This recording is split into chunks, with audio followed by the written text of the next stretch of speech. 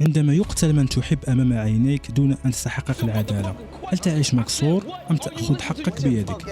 هذا بالضبط ما قررت إريكا فعله. فتعالوا لنتعرف كيف تحولت هذه المذيعة الرقيقة إلى أخطر امرأة في نيويورك.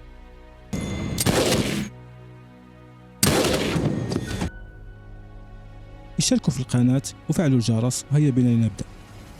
تبدأ القصة بإريكا باين مقدمة برنامج إذاعي اسمه جولة في الشوارع على محطة وينكو. تتحدث إريكا عن المدينة وعن اختفاء حكايات سكانها وذكرياتهم.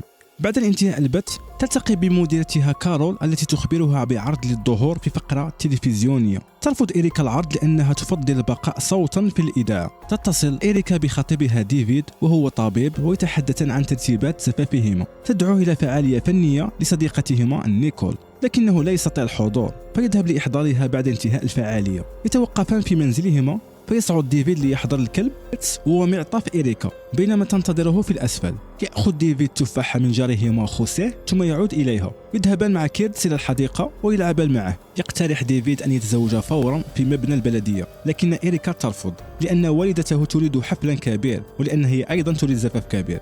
تبي كيرتس لبعض الوقت فيبحثون عنه ويجدوه في نهاية نفق مع 3 رجال. يطلب الرجال مالا مقابل إطلاق الكلب ثم يسرقون مال ديفيد وإريكا مجوهراتهما. يعتدي أحدهم على إريكا فيحاول ديفيد الدفاع عنها لكن الرجال ينهالون عليها بالضرب بينما يصور ثلاثهما ما يحدث. ينقل الاثنان إلى المستشفى. يوم التالي يزور المحقق شون ميرسر وشريكه المستشفى لتحقيق بقضية امرأة مصابة بطلق ناري. يتحدث شون إلى ابنة المرأة عن احتمال اعتداء زوج أمها مورو عليها. يحاول مورو دخول الغرفة لكنه يمنع. يواجه شون ثم يبتعد عن المكان وينتهي به الأمر قرب غرفة إريكا. تستيقظ إريكا وتعرف أنها بقيت في غيبوبة 3 أسابيع. خلال تلك الفترة توفي ديفيد وأقيمت مراسم الدفن. تحاول الشرطة مساعدتها على التعرف إلى المعتادين من خلال صورهما لكنها لا تستطيع ذلك، كما أنها لا تستطيع الإجابة عن الأسئلة المتعلقة بالهجوم. أنها لا تريد تذكر تلك الليلة. تعود إريكا إلى منزلها وتعيش حالة من الحزن والعزلة. تستعيد ذكريات ديفيد وما جرى لهما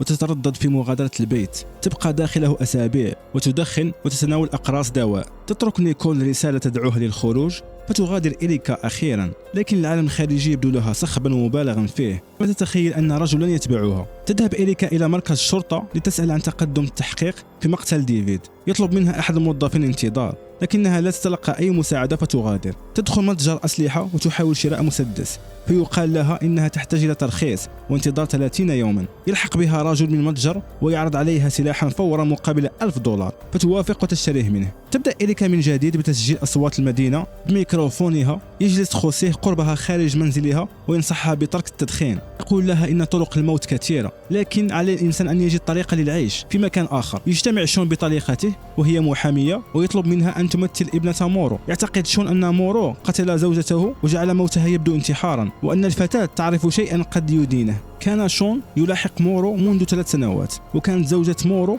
تستعد للشهادة ضده قبل أن تقتل. ترفض طليقة شون الطلب بسبب تعارض المصالح ولأنها لم تعد تتولى قضايا مجانية. تدخل إريكا متجرا لشراء مشروبات فتشاهد رجلا يقتل زوجته بعدما طلبت رؤية طفليها. يرن هاتف إريكا فيبحث القاتل عن مصدر الصوت. قبل أن يصل إليها إريكا عليه النار بمسدسها وتفر من المتجر لكنها تأخذ شريط كاميرا المراقبة. تتخلص من معطفها وتعود إلى بيتها وتستحم وهي لا تزال ترتدي قفازات. يصل شون إلى موقع الجريمة ويعاين جثتي أيدا وساندي كومباس. قتلت أيدا ب3 رصاصات من عيار 38 بينما قتل ساندي بسلاح آلي عيار 9 ملم. يجد المحققون 3 فوارغ لكن رصاصة واحدة فقط أصابت هدفها. يظن شريك شون أن الرامي ضعيف التصويب أما شون فيعتقد أن من يطلق النار لم يستخدم سلاحا من قبل. يفترض المحققون أن الفاعل رجل ويرجحون أن الحادث كان سرقة رغم عدم أخذ المال. تحص إريكا مسدسها والشريط في منزلها وتعود إليها صور إطلاق النار فترمي الشريط بعيدا. يحرق شون في منزله صورة تجمعه بطريقته. تشعر إريكا بوجود شخص غريب لا يهدأ داخلها. في الصباح تتحدث إريكا إلى ميكروفونها عن نيويورك ثم تفرغ أقراصها في المرحاض. تحاول العودة إلى برنامجها لكن كارول ترى أنها لم تتعافى بعد. تصر إريكا على أنها تحتاج إلى مواصلة حياتها وأنها لا تريد الاختفاء فتسمح لها كارول بالبت. تتجمد إريكا في بداية الحلقة ثم تستعيد تماسكها وتترك النص الذي أعدته. تتحدث مباشرة عن الخوف في المدينة وعن اعتقادها السابق بأن الخوف يخص الضعفاء إلا أن أصابها هي. تزور إريكا قبر ديفيد وتمكث هناك طوال اليوم. في المساء تسجل أصوات المدينة في مترو الأنفاق. يضايق شابان فتى أصغر منهما ثم يعتديان على رجل مسن حاول مساعدته وكان برفقة ابنه. نزل الرجل وابنه والفتى من القطار. لا يبقى مع إريكا إلا الشبان يقتربان منها بسكين فيسحبان نصل السكين قرب وجهها وعنقها. تطلق إريكا النار عليهما وتغادر. بعد ذلك تشعر بالندم وتفكر أنها كان يمكن أن تريهما السلاح فقط، كما تستغرب عدم ارتجاف يديها. يستدعى شون وشريكه إلى مسرح جريمة المترو. تدخل إريكا حانة تتقيأ في الحمام ثم تنظف نفسها وتعود إلى المترو. يكتشف المحققون أن سلاح جريمة المترو عيار 9 ملم وهو العيار نفسه المستخدم في جريمة متجر كومبس. يربط شون القضيتين ويعتقد أن الفاعل شخص عادي لا يلفت الانتباه وأنه أصبح أكثر دقة في إطلاق النار، ومع ذلك يفترضون أن الفاعل رجل. شون إريكا خارج مسرح الجريمة بينما تلاحقه الصحافة. تعرفه بنفسها وتطلب إجراء مقابلة معه، لكنه يرفض الحديث إلى الصحافة في ذلك الوقت. تعود إريكا إلى منزلها وتستمع إلى تسجيلها الصوتي لواقعة المترو. في اليوم التالي يطلب شون استدعاء جميع من كانوا في القطار ليلة الجريمة. تصل إريكا إلى عملها فتتحدث معها كارول عن الصمت الطويل الذي حدث في الحلقة السابقة. تخبرها بأن المستمعين تفاعلوا مع البرنامج وتشجعها على الاستمرار. عندما تخرج إريكا من المبنى تجد شون ينتظرها. تظن أنه اكتشف أمرها وتحاول العودة إلى الداخل،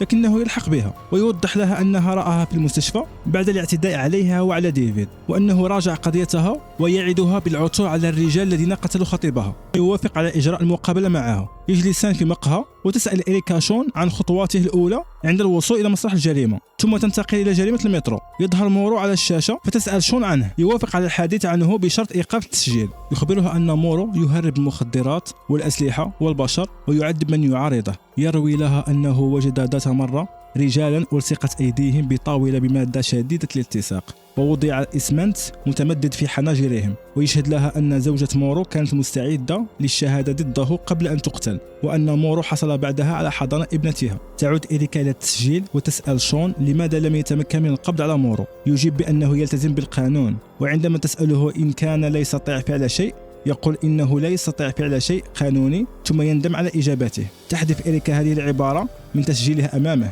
تسأله بعدها إن كان قد أطلق النار على أحد من قبل، فيجيب بنعم وتستفسر إن كانت يده ارتجفت. يقول لها لا. يشير شون إلى أن هذا فرق بينه وبين مطلق النار في المترو. تسأله إريكا إن كان يراهما متماثلين، يقول لها إن كليهما غادر موقع جريمة القتل. يسأل شون إريكا كيف استطاعت الاستمرار بعد موت ديفيد، ثم يعتذر لأنه طرح سؤالا شخصيا. تجيبه بأنها أصبحت شخصا آخر وغريبا عن نفسها. يقول لها إنها لا بد أنها أحبته كثيرا، فترد بأن ذلك قد يجعل الأمر أصعب. تنتهي المقابلة ويعطيها شون بطاقته ويطلب منها الاتصال به متى أرادت الحديث عن قضيتها. تخبره أنها لا تنام فيرد بأنه لا ينام أيضا. تخرج إريكا ليلا وتمشي في الشوارع وتشعر بأنها تكتشف أشياء لم تكن تعرفها من قبل، ولا تعرف إن كانت تجدها أم أنها تجدها. ترى رجل يستغل النساء فتدخل سيارته حيث تجد امرأة اسمها كلوي فاقدة الوعي تقريبا وتحت تأثير المخدرات.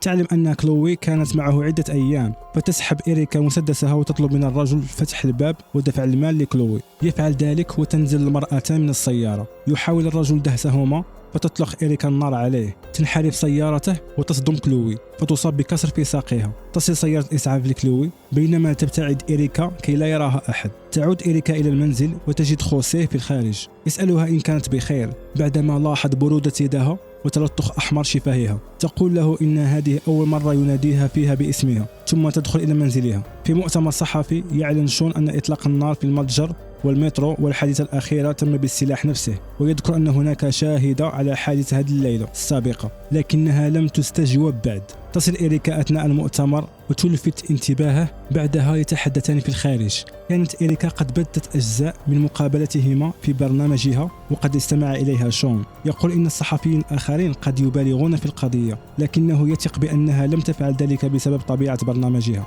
تسأل عن كلوي فيخبرها أنها مصابة بشدة وأنهم سيعرفون المزيد لاحقا. في مصعد العمل تسمع إريكا رجالا يتحدثون عن مطلق النار ويصفونه بأنه حارس أو بطل يعاقب المجرمين مع افتراضهم أنه رجل. تقترح كارول فتح خطوط الهاتف في البرنامج لمناقشة القضية. توافق إريكا في النهاية. تتحدث على الهواء عن شخص يقتل الآخرين باسم العدالة، ثم تستقبل اتصالات متنوعة. تتصل امرأة وتسأل إن كان للمطلق حبيبة، ثم يتصل رجل يدعي أنه هو مطلق النار. تزعج هذه المكالمات إريكا. تذهب إريكا لاحقا إلى الشرطة لتحاول الإبلاغ عن نفسها، لكن إجراءات المركز تمنعها عمليا من تقديم البلاغ فتغادر. تسمع في طريقها أصوات حوادث إطلاق النار تتردد في ذهنها، وتناديها امرأة باسمها مرارا لكنها لا ترد.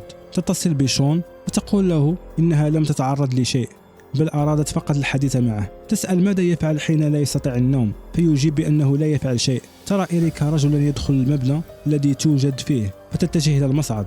يعرض شون البقاء على الهاتف معها حتى تنام، لكنها ترفض. قبل انتهاء المكالمة يسمع صوت المصعد. تكتشف إريكا أن الرجل هو مورو، فتتبعه إلى سيارته وتسأل كيف يظن أنه يستطيع إيذاء الناس والمضي قدما. لا يفهم مورو ما تعنيه. تمد يدها إلى حقيبتها لتأخذ سلاحها، فيظن أنها صحفية تحمل كاميرا. يضرب يدها بعتلة حديدية، فتضربه إريكا في أنفه، وتأخذ العتلة وتضربه بها، ثم تدفعه ليسقط ميتا. حص شون وشريكه جثة مورو. تعود إريكا إلى بيتها وهي بالكاد تستطيع المشي، فيساعدها خوسيه على الصعود ويعالج جرح يدها. تعترف له بأنها قتلت رجلا في تلك الليلة. يصعد شون في المصعد في مبنى مورو ويسمع الصوت نفسه الذي سمعه أثناء مكالمة إريكا، فيتعرف عليه. لا يبدو خوسيه مصدوما باعترافها، ويقول إنه رأى في حياته السابقة فتيانا يقتلون والديهم، وإن أي شخص يمكن أن يصبح قاتلا. في اليوم التالي يربط شون جريمة مورو بجرائم المتجر والمترو، لكن شريكه يرفض ذلك لأن سلاح مورو مختلف. يطلب شون إحضار الرجل الذي كان في المترو ويحمل جهاز موسيقى، ثم يتصل بإريكا ويطلب لقاءها. يسألها عن وقت نومها في الليلة الماضية، فتكذب عليه رغم أنه بدأ يشك بها. يخبر شون إريكا أنهما سيستجوبان شاهد على إطلاق النار، ولا يجوز لها ذكر أمر في برنامجها. تكون الشاهدة كلوي. تحيي إريكا كلوي وتلاحظ كلوي قلادتها. تعطيها إريكا القلادة وتطلب منها أن تخبر الشرطة بكل ما رأته تلك الليلة. بعد ذلك تقول كلوي لشون إنها لم ترى أحدا ولم يراها أحد. يسأل شون إريكا لماذا اتصلت به الليلة السابقة، فتقول إنها لم تستطع النوم. يسألها إن كانت في سريرها، تقول فقط إنها لم تستطع النوم. يستجوب شون وشريكه الرجل الذي كان في المترو، يقول إنه لم يرى أي شخص يطابق وصف الحارس، ثم يذكر وجود امرأة في القطار. يهتم شون ويطلب منه وصفها لفنان يرسم صورة تقريبية. يشك شريكه في اتجاه التحقيق، ويقول شون إن النساء قد يقتلن أطفالهن وأزواجهن وأحبائهن، لكنهن لم يرتكبن هذا النوع من الجرائم. تصل إريكا إلى منزلها حاملة صندوقا فيه بطاقات دعوة زفافها. تفتح إحداها وتخاطب انعكاسها قائلة إن ديفيد ترك فراغا فيها، لكنها انتهت من ذلك الآن. لا تساعد الرسمة التقريبية التي ينتجها شاهد المترو الشرطة، لأن وصفه غير دقيق. تستلقي إريكا على أريكتها وتستمع إلى مقابلتها مع شون. يطرق شون بابها حاملا خاتمها الذي سرقه الرجال الذين هاجموهم هي وديفيد. منها المساعدة في التعرف إلى أحد المشتبه بهم في طابور العرض، فترفض أولا ثم توافق. تتعرف إلى الرجل رقم 3، لكنها تدعي أنها لا تعرفه وتغادر. يترك شون أن هناك خطبا ما ويلحق بها إلى المصعد، ثم يدعوها إلى الطعام. خلال الطعام تتذكر إريكا حياتها مع ديفيد. يتحدث شون عن مورو والتطور الجديد في قضية المترو، ثم يخبرها أنه كان يختبر نفسه عندما كان محققا جديدا، ويسأل نفسه هل سيكون قادرا على توقيف شخص يعرفه إذا ارتكب جريمة حتى لو كان أقرب صديق له. تسأله إريكا عن إجابته، فيقول إنه كان يأمل دائما أن تكون لديه الشجاعة والالتزام ليفعل ذلك، ويملكهما الآن. يقول لها إن من المهم أن تعرف ذلك. ترد بأنها تعرف أنها تعجب به لهذا السبب. قبل أن تتركه يمسك يدها ويتساءل عما كان ديفيد سيفكر فيه لو رأى هذه المرأة التي تحمل ضغينة. تقول إنها لا تعرف. تذهب إريكا إلى متاجر الرهن بحثا عن أثر للخاتم. يتعرف أحدهما إليه ويعطيها اسم وعنوان امرأة تدعى شونا. تجد إريكا شونا التي تخبرها أن حبيبها خانها وأعطاها الخاتم هدية لاعتذار. تسألها إريكا عن عنوانه، لكن شونا ترفض في البداية. في نفسه يتتبع شون المكالمة التي أجرتها إريكا معه ليلة مقتل مورو. يظهر أنها كانت قرب جزيرة روزفلت، لا يمنح الأمر أهمية كبيرة. تغير شون رأيها وترسل إلى إريكا عنوان الرجل، كما ترسل لها فيديو الاعتداء على إريكا وديفيد. تنهار إريكا في الشارع وهي تشاهد تسجيل، ثم تستعيد تماسكها وترسل إلى شون رسالة وداع مرفقة بالفيديو الذي يوثق الاعتداء عليهما.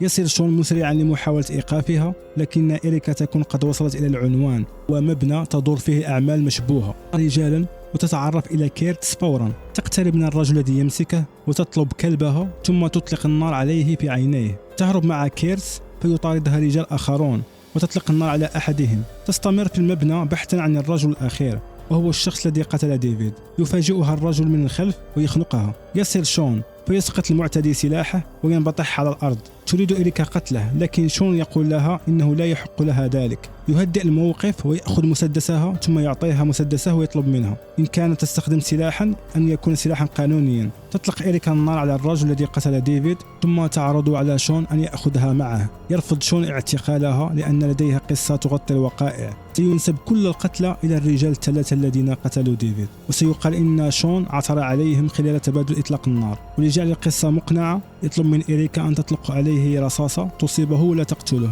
تفعل ذلك. يطلب منها الرحيل ويطلق كيرتس، ثم يطلب الدعم وتصل الشرطة لنقله للعلاج. في النهاية يركض كيرتس إلى إريكا. تدرك إريكا أنه لا عودة إلى حياتها السابقة أو إلى الشخص الذي كانت عليه، وأن الغريب الذي ظهر داخلها أصبح هو هويتها الجديدة.